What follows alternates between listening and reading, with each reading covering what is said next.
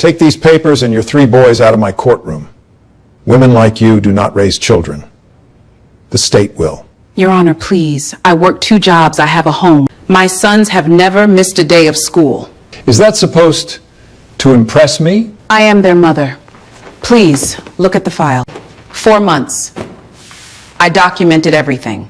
Witnesses, pay stubs, report cords. This file? What are you doing? Stop! That is 4 months of my life! It was. You had 9 minutes.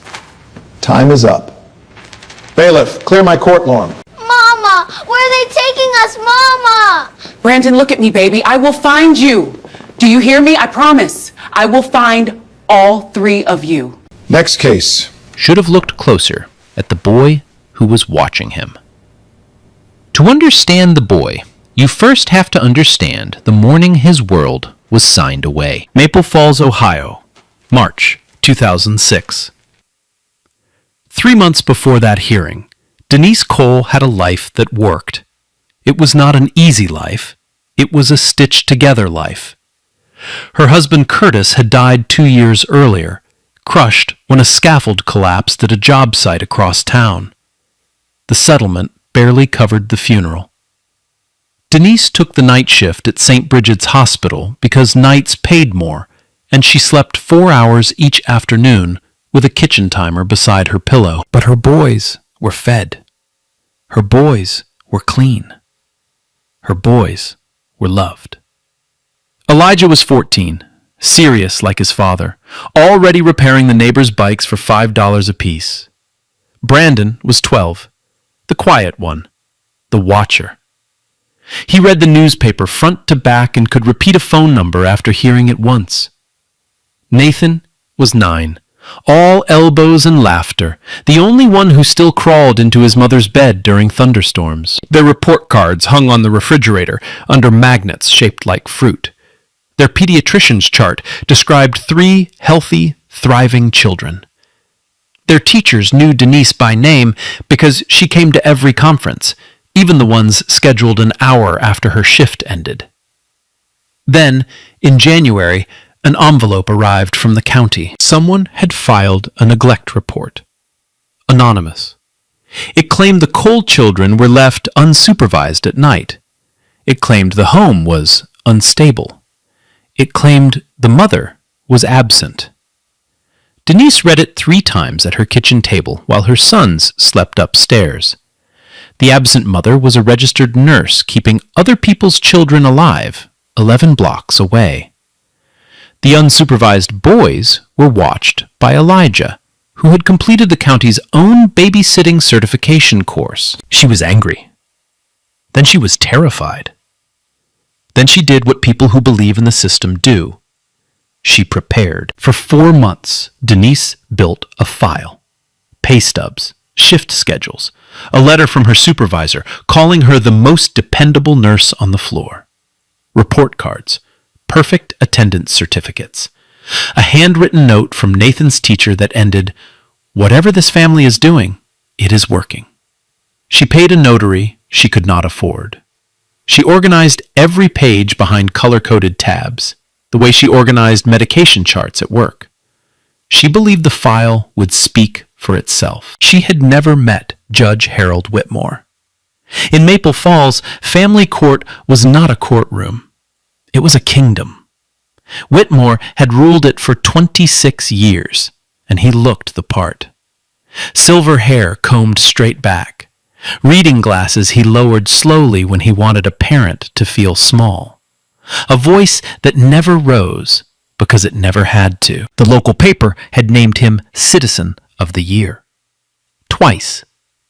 He gave the invocation at the Rotary Pancake Breakfast every spring.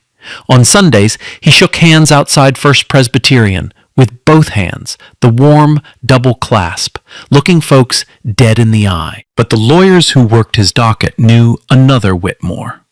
They noticed that certain families walked in with private attorneys and walked out whole, and other families, the ones from the East Side, the ones with public defenders, the ones whose mothers wore scrubs instead of pearls, walked out alone. He had a favorite word: structure. Children need structure. He said it the way other men said checkmate. By 2006, Whitmore was clearing more removal cases than any family judge in the state. The county board called it efficiency, and they gave him a plaque for it. Parents from the east side called it something else. But those parents did not get interviewed by the paper, and their letters to the editor never ran. On the morning of March 9th, Denise wore her church dress and arrived 40 minutes early. Her sister waited in the hallway with the boys, all three in ironed shirts, because Denise wanted the judge to see what kind of family this was. He never looked at them. Her case was called at 9:52. By 10:01, it was over. A county attorney read the anonymous complaint in a flat voice, like a grocery list. Denise stood when permitted and lifted her file toward the bench. 4 months of proof. The bailiff carried it up. Whitmore let it sit unopened. He lowered his glasses and asked whether a night nurse seriously expected the court to believe 3 boys supervised themselves. Denise asked permission to call the pediatrician, who was sitting on a bench just outside. Denied. She asked the judge to read only the top letter, the one from her supervisor. Denied. The county attorney did not even object. He did not have to. She started to answer. He talked over her, quietly, the way powerful men interrupt. Then he picked up her file, and you already know what he did to it. The order came down in a single breath. Temporary removal. Placement through a private contractor. Pruitt Family Services. Review in 6 months. The word temporary did all the heavy lifting in that sentence. It was designed to. What happened in the hallway took less than 4 minutes, and it lasted the rest of their lives. 3 caseworkers. 3 separate sedans idling at the curb because Pruitt Family Services had 3 different facilities with 3 open beds. Nathan screamed for his mother and would not let go of her coat until a stranger lifted him away. Elijah did not fight. He stood very straight, jaw set, holding Nathan's hand until their fingers were pulled apart. Denise dropped to her knees on the marble floor, and the pages she was still clutching slid in every direction. And Brandon, the quiet one, the watcher, did something nobody noticed. He knelt down and gathered the scattered papers into his backpack. Then, while the adults argued over paperwork, he walked to the wastebasket beside the courtroom door, where a bailiff had dumped the torn halves of his mother's file. He took those too. He did not cry. He looked up at the brass plate beside the courtroom doors. The Honorable Harold J. Whitmore. He read it twice. He remembered phone numbers after hearing them once. Names were even easier. That afternoon, while a 9-year-old cried himself to sleep in a strange bed, Judge Whitmore ate lunch at the Maple Falls Country Club. He ordered the lamb. He was relaxed and generous and tipped well, the way men are when business is good. And business was good. That same week, a small consulting company registered in his wife Margaret's name issued 3 invoices to Pruitt Family Services. The line items said advisory services. The amounts matched a pattern that nobody would trace for a very long time. 3 new placements, 3 payments. The Cole boys were not a family to him. They were receivables. Here is the part that should keep you up at night. None of it was hidden well. The company was in the phone book. The invoices sat in a filing cabinet. The pattern ran for years in plain sight because nobody with power ever looked, and nobody who looked ever had power. 9 minutes. That is all it took him to erase a family. It would take 20 years to answer for it. And the answer was already in motion, riding away from that courthouse in the back seat of a caseworker's sedan, holding a backpack full of torn paper like it was treasure. Because it was. 20 years is a long time, long enough for a town to repave its streets and forget what rolled down them. Maple Falls got a new mall. St. Bridget's built a West Wing. Judge Harold Whitmore retired in glory, with a banquet, a proclamation, and a courtroom named after him. He grew roses. He gave a commencement speech about character. Then, on a gray Tuesday in March 2026, he walked into the federal courthouse in Columbus, through the front doors, because his attorney said it would look better than the garage. Cameras swallowed him whole. The charges had 42 counts: bribery, honest services fraud, conspiracy, and one count people had to look up because they had never seen it charged against the judge before: deprivation of rights under color of law. The United States of America versus Harold J. Whitmore. Inside, courtroom 4 was full an hour before the marshals unlocked the doors. And here is what nobody in the press row understood at first. The gallery was not full of reporters. It was full of grown men and women who all seemed to know each other without ever having met. They recognized something in each other, a way of sitting still, a way of watching doors. They were the children of his docket. 300 case numbers with gray in their hair now, come to watch the math get checked. Some had driven through the night from other states. One woman brought her own children, dressed for church, so they could see what accountability looked like. And in the front row sat an empty seat with a folded coat across it, saved for someone who had not arrived yet. Whitmore settled at the defense table like a man attending someone else's funeral. 71 years old, silver hair still combed straight back, suit pressed sharp. Beside him sat Preston Vance, the most expensive defense attorney in the state, a man famous for making juries fall in love with monsters. At the prosecution table sat 3 lawyers from the public integrity section. 2 were veterans. The third was the one the cameras kept finding. Young, mid-30s, calm in a way that did not match the room. He did not shuffle papers. He did not whisper.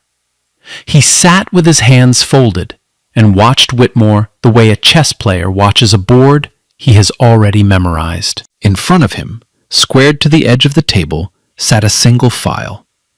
It was old. The folder had yellowed, and every page inside carried seams of clear tape, hundreds of them, pressed flat with something like patience. He touched it once, lightly, the way you touch a thing to make sure it is still there. Nobody asked about it. They would. The government's opening was simple. Follow the money. For 14 years, they said, this man ran a market and called it a courtroom. Anonymous reports came in. Hearings lasted minutes. Children went out, always to the same private contractor, and payments came back, always to the same little company. The lead prosecutor said none of this loudly. He said it the way you read a weather report for a storm that already happened. Then Vance stood up, smiled like a Sunday host, and built the other story.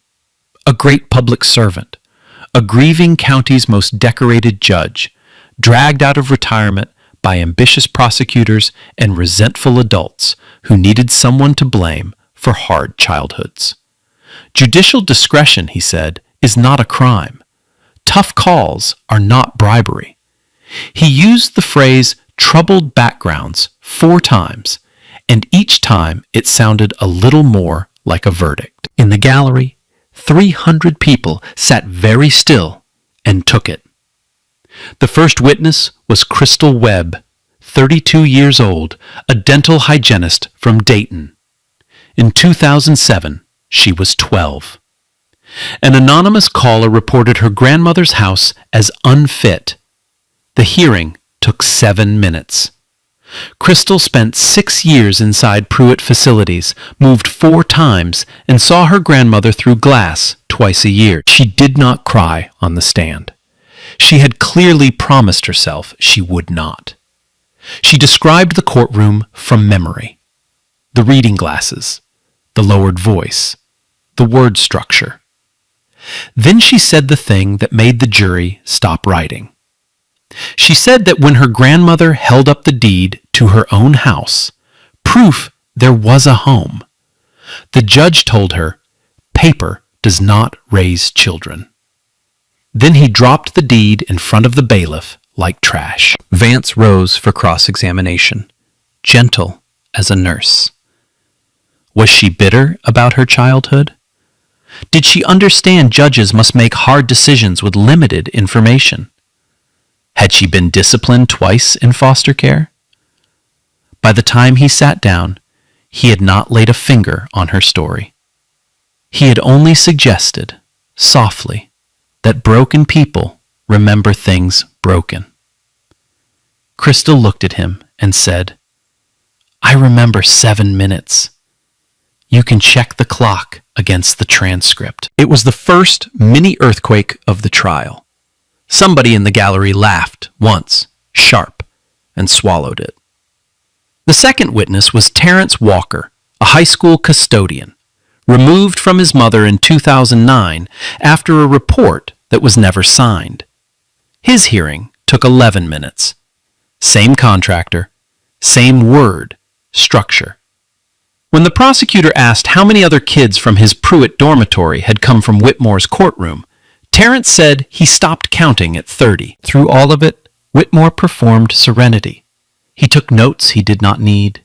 He smiled at the jury during pauses, warm, grandfatherly, a man patiently enduring a misunderstanding. Twice he chuckled at something Vance whispered, loud enough to be heard, soft enough to be deniable. He was not afraid.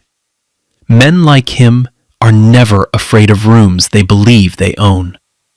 He had spent 26 years watching people walk into courtrooms holding paper and hope, and he had learned exactly how little both could weigh. But the young prosecutor never once looked rattled, and that bothered Whitmore more than the witnesses did.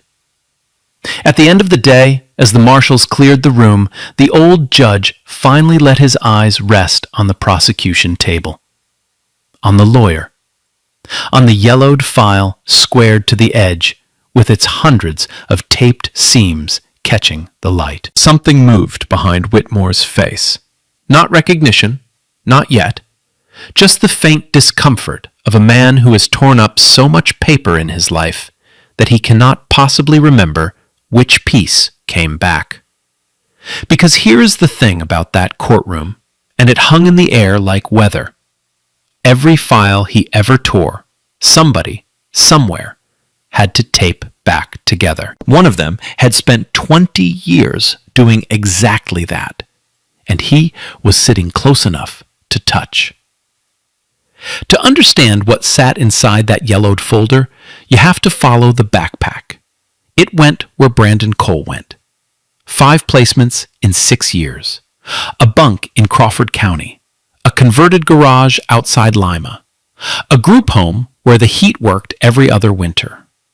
Each time the caseworker came with a trash bag for his clothes, the backpack rode on his shoulders, and nobody ever asked what was in it. Torn paper. That was all. Half a custody petition ripped down the middle by a man in a robe. And page by page, year by year, the boy taped it back together. Not all at once. A page on bad nights, 2 pages on worse ones. Tape, press, smooth, the way other kids said prayers. He did something else, too. He wrote things down. Every facility had kids, and every kid had a story. And Brandon noticed the stories rhymed. Anonymous report, fast hearing, same judge, same company name on the van that picked you up. So he kept a notebook. Names, dates, where you came from, where they sent you next. When the notebook filled, he started another. By 18, he had 12 of them. He aged out with a duffel bag, a transcript full of straight A's, and a scholarship he won by writing an essay about, of all things, paperwork. College in 4 years. Law school on a stipend and 3 part-time jobs. When he graduated, a professor asked why a kid this sharp wanted public integrity work instead of corporate money. Brandon said, "Where I grew up, the most dangerous man in town had a gavel. Nobody watched him. I want to be somebody who watches, not revenge." He was disciplined about that, even inside his own head. Revenge wants a person. He wanted a pattern.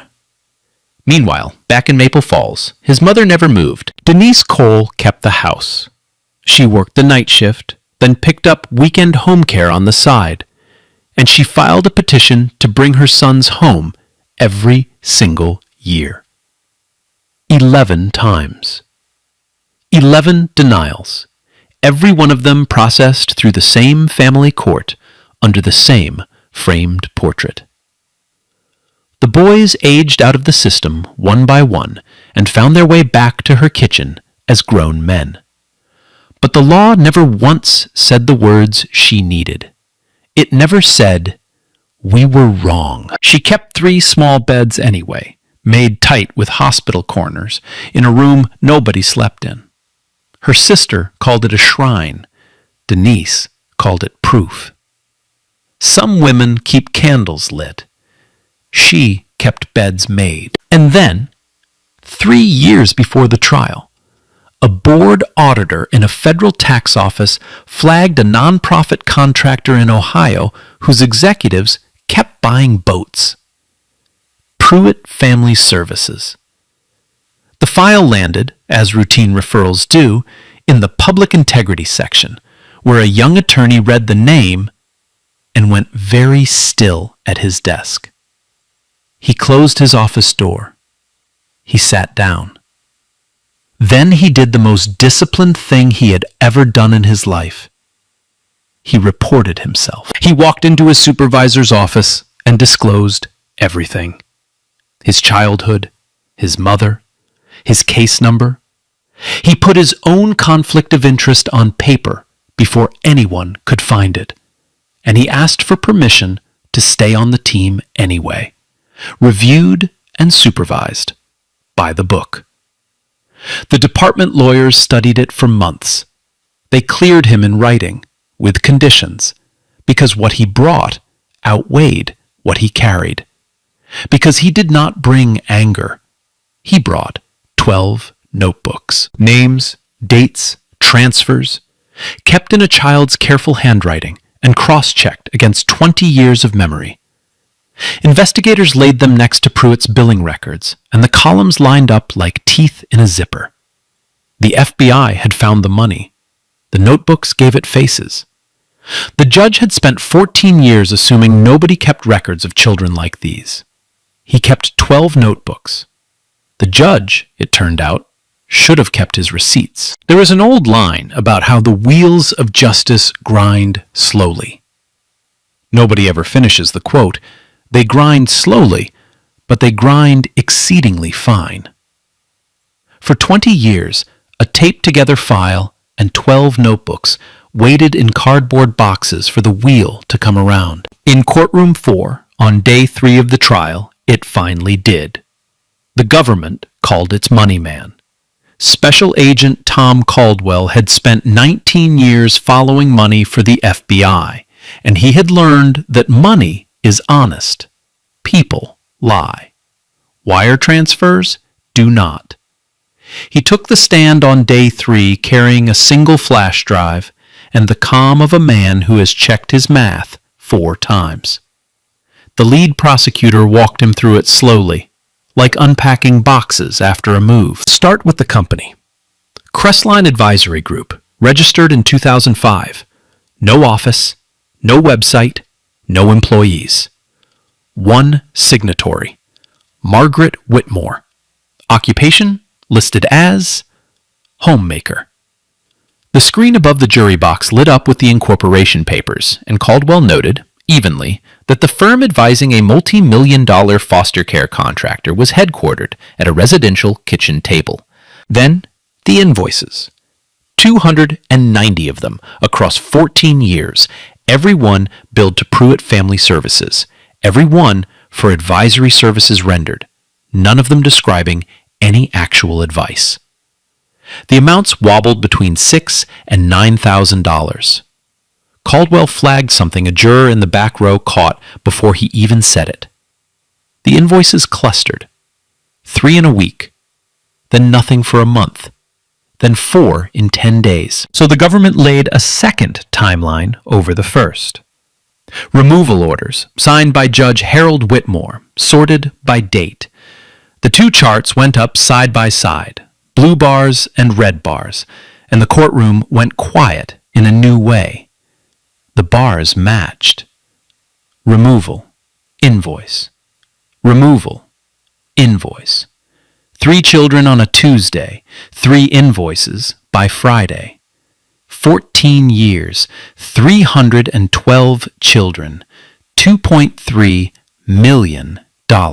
Caldwell said the correlation coefficient out loud, and nobody in the room needed to know statistics to understand it. Vance objected to the charts as misleading. Overruled. He objected to the timeline as prejudicial. Overruled. Prejudice, the judge observed dryly, is not the same thing as damage. In the gallery, 300 adults stared at the red bars, and each one of them was doing the same private arithmetic. Which bar am I? Crystal Webb found hers. You could tell because she stopped looking at the screen. Caldwell closed with one final exhibit, delivered like a footnote. The week Crestline received its largest payment, Margaret Whitmore made a down payment on a lake house. The week after that, the county handed her husband his second Citizen of the Year award. Nobody in the gallery laughed. It was not funny. But numbers, however damning, have no voice. So after lunch, the government gave them one. Gordon Pruitt came in through the side door wearing a suit that no longer fit, a big man gone loose, gray at the temples, eyes moving like a man who owed everyone in the room. 18 months earlier, he had been facing 20 years on his own indictment. His lawyers had cut the only deal left. Full cooperation, full testimony, everything. The lead prosecutor asked him plainly, "Mr. Pruitt, what was your arrangement with the defendant?" And Gordon Pruitt, who had spent 2 decades being the other half of the machine, leaned into the microphone and took the whole thing apart in one afternoon. It started in 2004, he said, at a charity golf outing. Pruitt's facilities had empty beds, and empty beds bled money. The judge had what he called inventory control. That was the phrase, Pruitt said. His phrase. Inventory. A referral fee per child placed, routed through the wife's company so no check ever touched the judge's hands. And the fee was not flat. The prosecutor asked him to explain that. Pruitt looked at the table. Younger kids stayed in the system longer, he said. More billable years. So younger kids cost more. We paid a premium, under 10. He priced them by age. The younger they were, the more he made. The sound the gallery made was not a gasp. It was lower than that. A sound like a building settling. 300 people exhaling through their teeth at once. The marshal stood up. Judge Hayes lifted her gavel and set it down again, gently, because there was nothing to strike at. Grief does not come to order. A woman in the third row walked out with her hand over her mouth.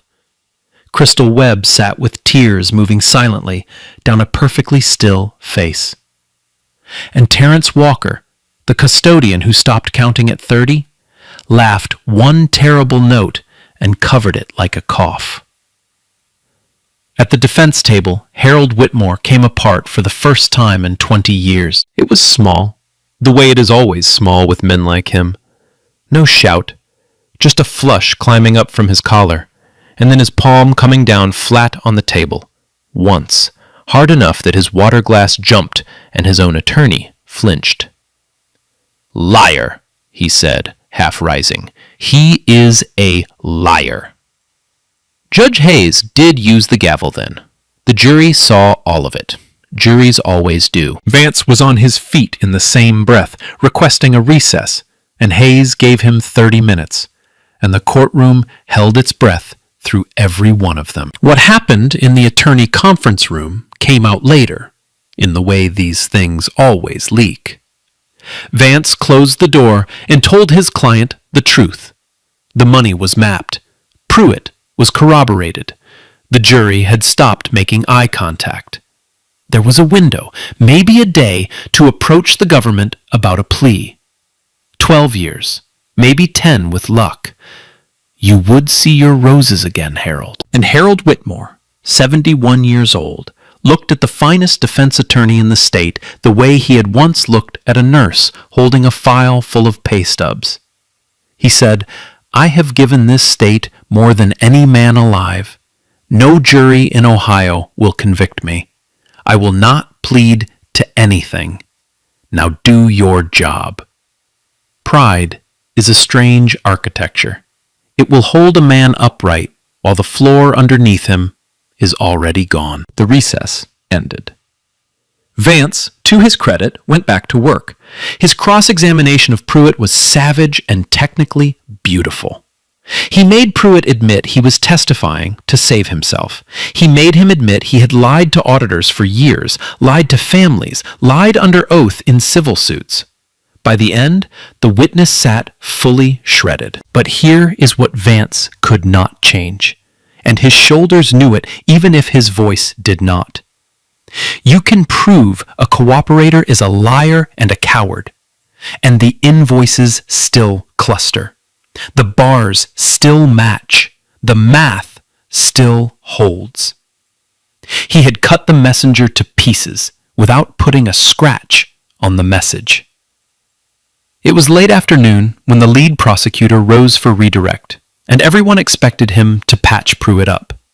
He did not. He asked one question. "Mr. Pruitt, when a mother showed up at one of your facilities asking to visit her children, what were your staff instructed to do?" Pruitt was quiet for a long moment. Then he said, "Log the visit, bill the hour, and tell her the boys were adjusting, and that visits made adjustment harder." "Were the boys adjusting, Mr. Pruitt?" "No," he said. "They were waiting." The prosecutor let that sit. Then he turned, not toward the bench, but toward the gallery, toward the front row, toward an empty seat with a folded coat across it, which was no longer empty. "Your Honor," he said, "the government calls Denise Cole." And a small woman with gray in her hair stood up, smoothed her church dress with both hands, and walked toward the stand she had been waiting 20 years to reach. Witnesses wait in a small room down the hall, sequestered, so Denise Cole had not seen a single minute of the trial. She had been sitting beside a water cooler for 3 days with her coat in her lap, which means that when she walked through those double doors, she was seeing courtroom 4 for the first time. And as she crossed in front of the prosecution table, her step caught, just for a heartbeat. Her eyes found the young lawyer standing there, and something passed between them that nobody in the room had the information to read. She steadied herself on the rail, took the oath, and sat. Her testimony was quiet and total. The anonymous report, The 4 months of tabs and pay stubs. The 9 minutes.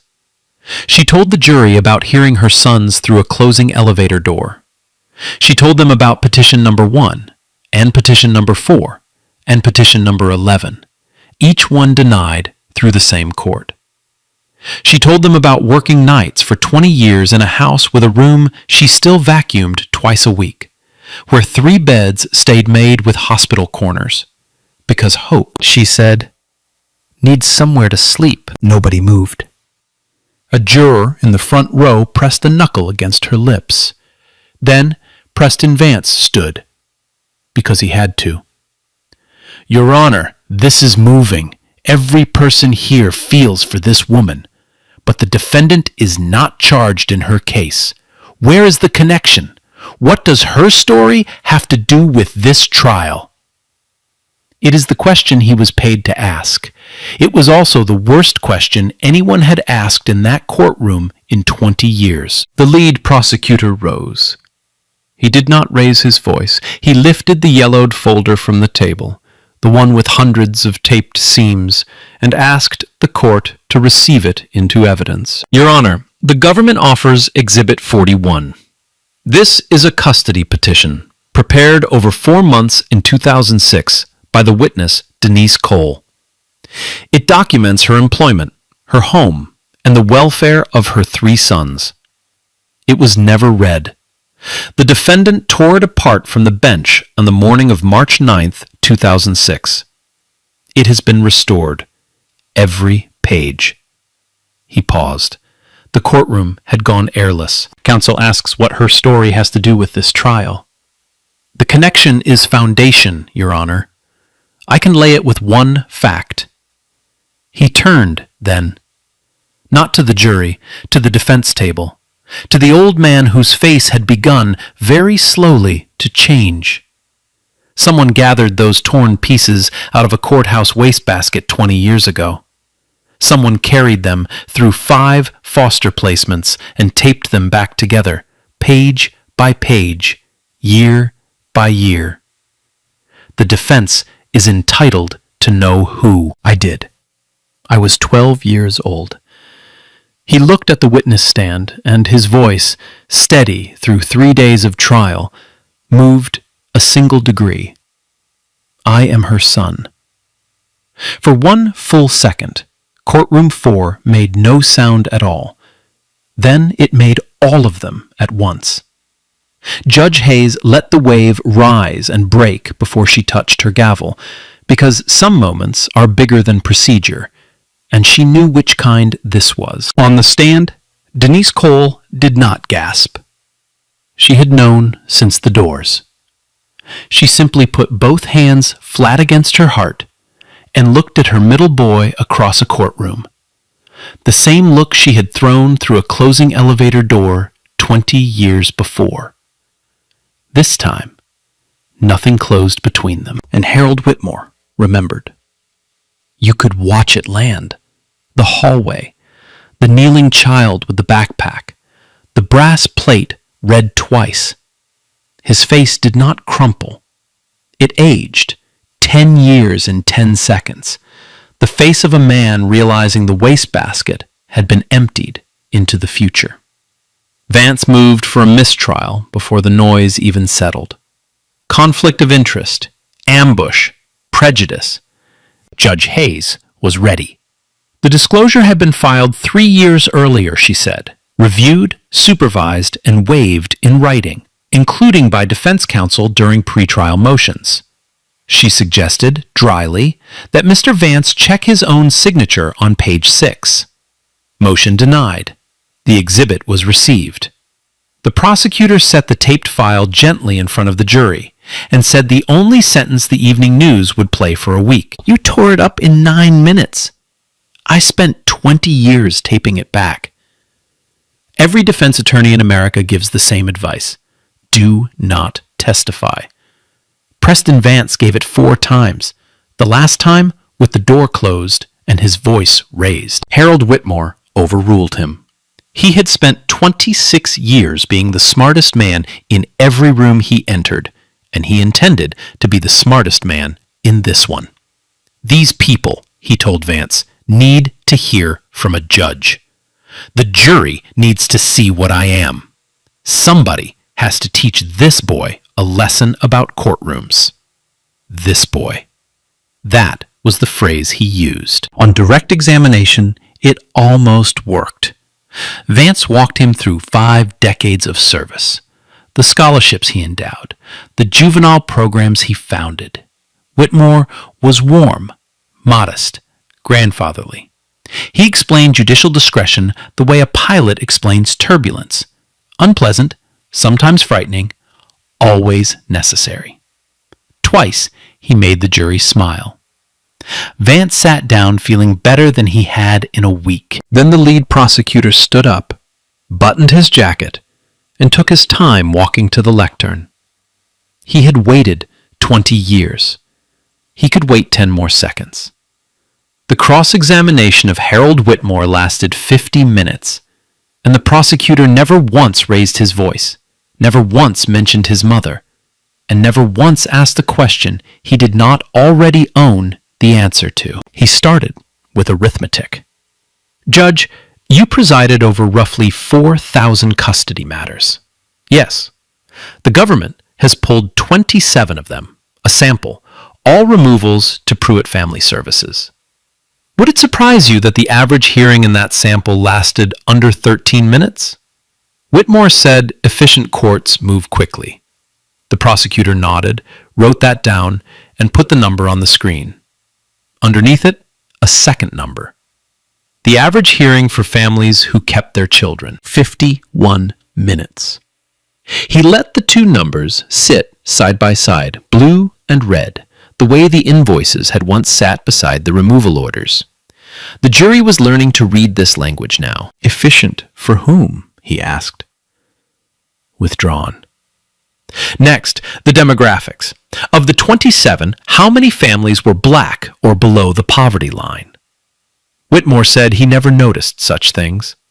The prosecutor said the number was 27 and asked if there was a reason the judge never noticed. Vance objected. Sustained. The number stayed on the screen anyway. Numbers do not get sustained. Then he moved in close, so gently that nobody saw it happen. Judge, help the jury understand your philosophy. You used a particular word in your rulings for years. Structure.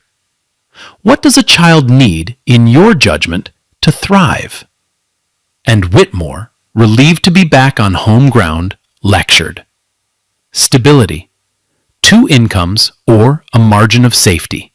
Adult supervision around the clock. A home that meets standards. The prosecutor listened respectfully, then quietly.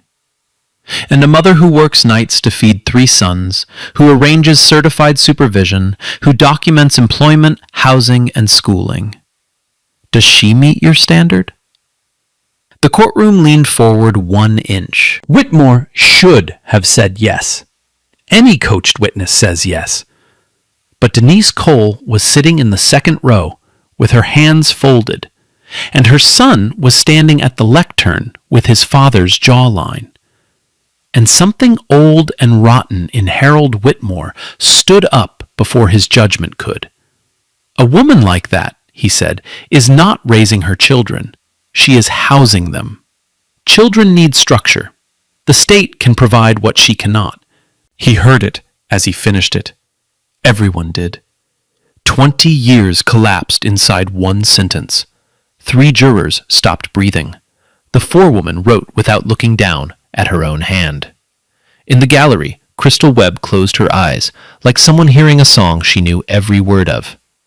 The prosecutor did not pounce. That was the brutal elegance of it. He simply let the silence get heavy, then asked, almost kindly, Judge, you have just described the defendant's standard in this case. Word for word. It is the standard you applied to 312 children. Did the state provide structure to them, sir? Would you like to see the discharge records of what the state provided? Vance had his head in one hand. Whitmore looked for somewhere to put his eyes. The jury was a wall. The gallery was a mirror.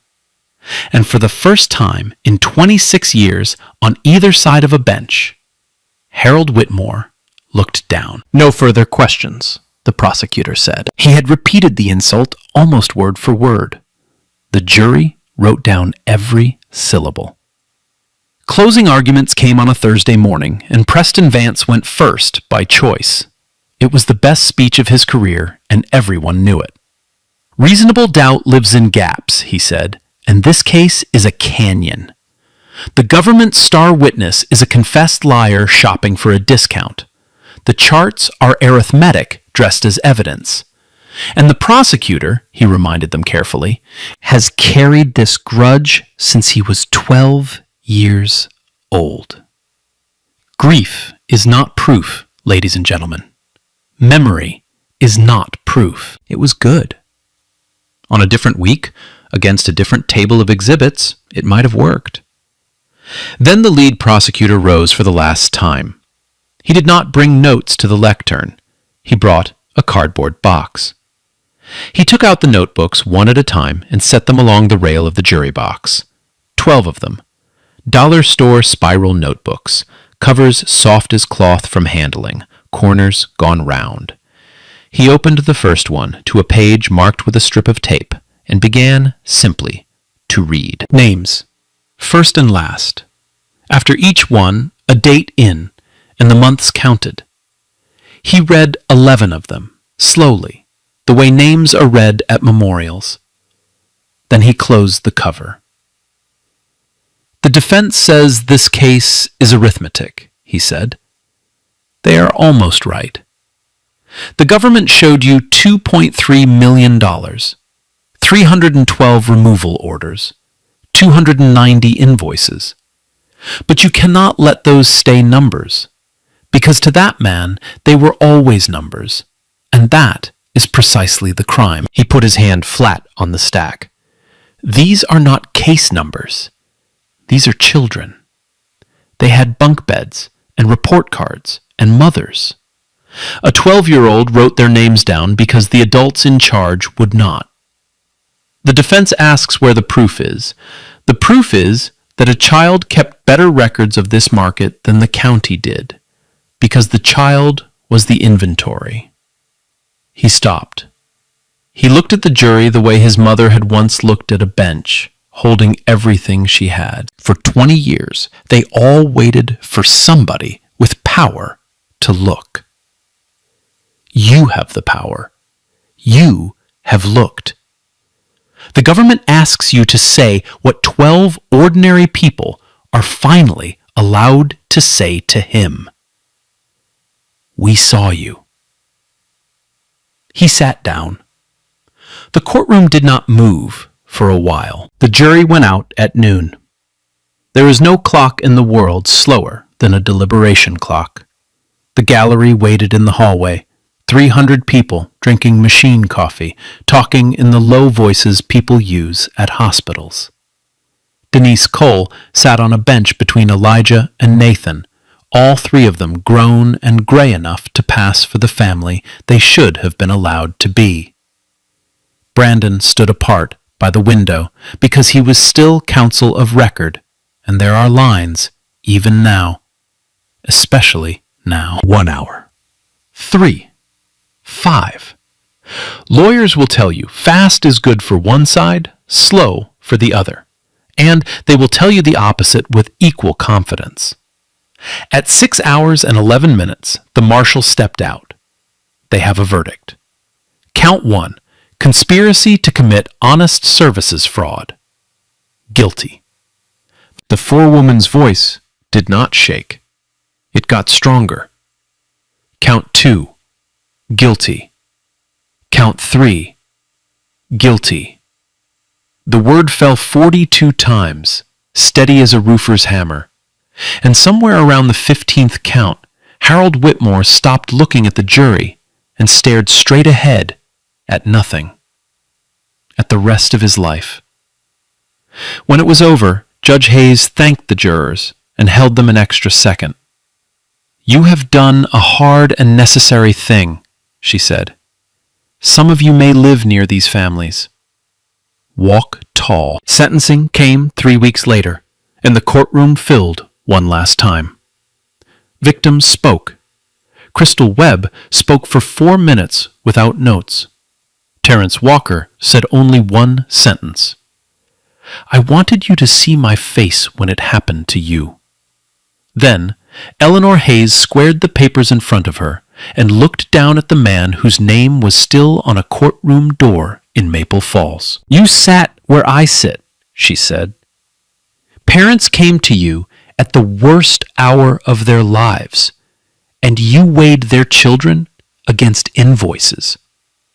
You used the seat of justice as a cash register. The law requires me to consider your age. I have. I have also considered 312 other ages. Harold Whitmore, this court sentences you to 480 months in federal custody, 40 years. No realistic path home before 30 of them were served. 1 year, somebody in the gallery whispered, for every 2 children he sold. The marshals came to the defense table with the cuffs. They let him take off his watch and hand it to Vance, who took it the way you take something from a stranger. And then they walked him out, down the center aisle, past the front row, past a small woman with gray hair who had once knelt on a marble floor while her life was carried away in 3 directions. Denise Cole did not say a word. She stood. She watched him pass in chains, eye level, unhurried. Some debts are not collected. They're witnessed. 6 months later, the governor of Ohio signed a bill the papers called the Cole Act. Every family court hearing in the state would now be recorded. No exceptions. Private foster contractors would face independent audits, with the results published where any parent could read them. And a review panel began reopening Whitmore's old cases. 89 of them in the first year. The panel works in a borrowed office, and on the wall, somebody taped a photocopy of a child's spiral notebook page, just to remember what the standard of record-keeping is. Gordon Pruitt's facilities were closed and sold. One of them is a community college annex now. Kids walk those halls on purpose. And on a Sunday in October, in a small house in Maple Falls, a kitchen table was set for 4 for the first time in 20 years. Elijah came early because he is still the oldest. He wires houses for a living now, and he fixed the porch light before he even knocked. Nathan came loud because he is still the youngest. He teaches gym at the public school and brought a football for nephews who do not exist yet. And Brandon came last, carrying nothing, because the thing he had carried for 20 years finally lived somewhere else. It lives in the living room, actually. Denise had the taped petition framed behind glass, every seam showing, and she hung it where other families hang wedding photos. Her sister said it was a strange thing to display. Denise said so was an empty room with 3 made beds, and nobody had ever been wrong about this family yet. They ate pot roast. They argued about football. Nobody gave a speech because the whole point of getting your life back is that it is ordinary again. At the door, leaving, Brandon stopped and looked at the frame for a long moment. His mother stood next to him. They took our family in 9 minutes, she said. Her son shook his head gently. And you waited 20 years, he said. 312 families got their answers because you taught me what paper is worth. She turned off the porch light. The street went quiet. Somewhere upstairs, 3 small beds finally got to be just furniture. Real talk for a second. It is me, the narrator. This story is fiction, but judges selling kids for cash That literally happened in America. Look it up. The scary part was never one evil man. It was everybody who never checked his math. So be the one who checks. Here is my question for you. Brandon knew who Whitmore was for 3 years and never said a word until the moment the case was ready. If you were him, could you have waited?